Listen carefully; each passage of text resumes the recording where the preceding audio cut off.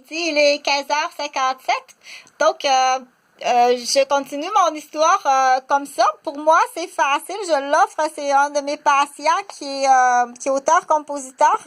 Et puis, de ce temps-là, il est en panne. On dit il y a le syndrome de la page blanche. Donc, j'en ai beaucoup des histoires. Pour moi, c'est facile parce que je vais les chercher à partir de faits réels. Donc, en tant qu'infirmière, ça fait maintenant 2, 3, 4, ça fait au-dessus de 35 ans que je travaille auprès des patients. Puis avant ça, j'ai quand même ce qu'on appelle un historique de vie assez mouvementé, dans le sens que je suis une fille de cultivateur. Je suis née sur une ferme laitière de 2 familles de cultivateurs, et les deux fermes ont été squattées, incendiées, vendues, squattées, empoisonnées. Donc, j'ai encore mes droits je suis née sur une ferme laitière, j'ai encore mes droits de la coopérative des cultivateurs, et ma mère les a aussi. Touche pas à ma mère. Donc, Huguette, salut Huguette, j'espère que ça va bien. Huguette, elle a son cours, il y a un cours spécifique là, de la coopérative des cultivateurs. Il y a des actes que Huguette a le droit de prononcer. Donc, dans cette histoire-là, c'est vraiment une histoire, je reviens à l'histoire du monsieur de Terrebonne. Donc, le monsieur de Terrebonne il est sous l'emprise de fausses réceptionnistes de toute sa vie.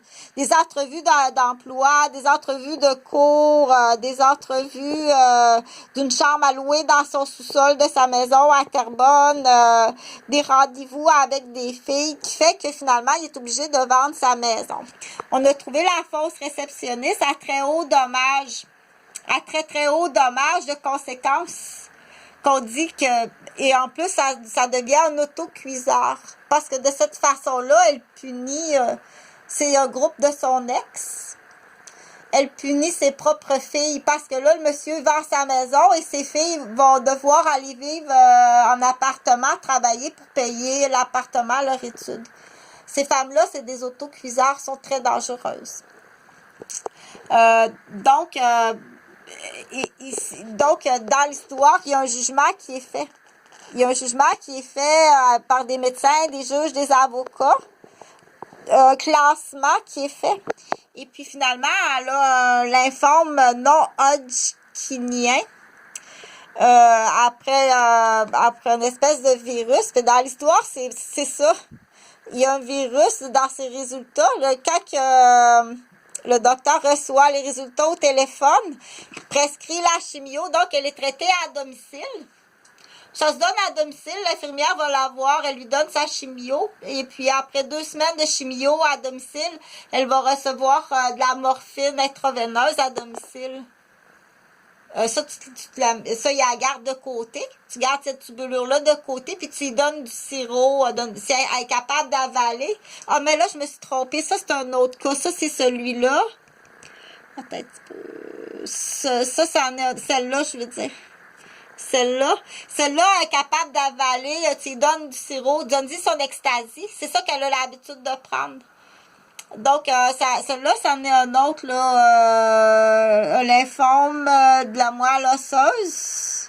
Celle-là, tu mets ça dans les poches, la morphine, tu lui donnes du sirop d'ecstasy, elle est capable d'avaler, ou mets ça dans son levine, donne-lui de l'ecstasy, c'est ça qu'elle prend, de toute façon.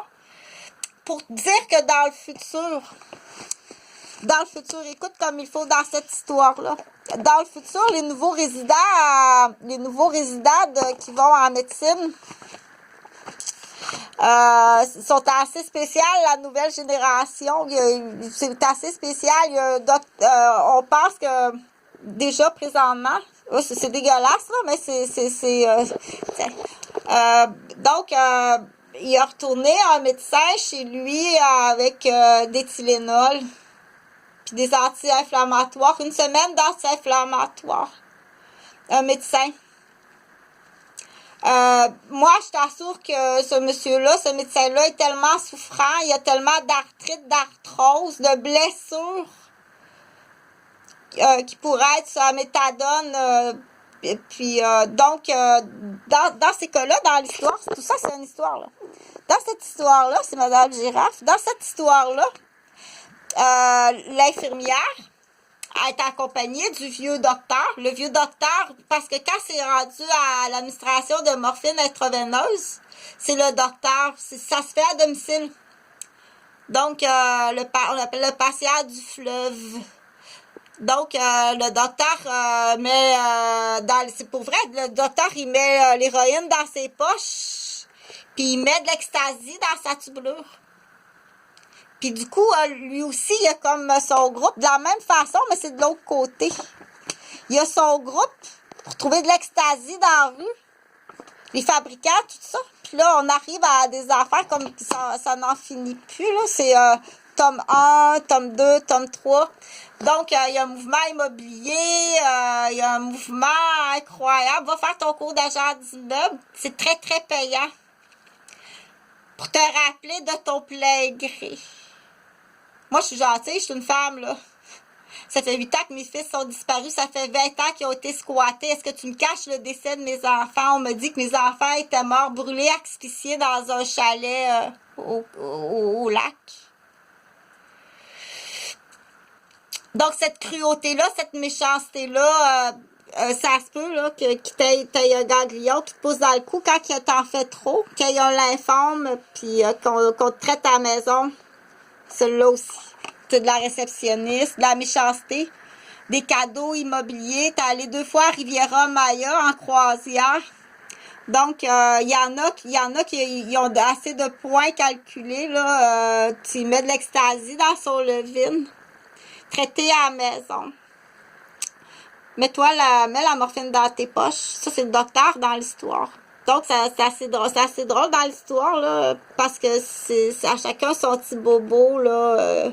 Lui, il est dans le proxénétisme, développement de prostitution.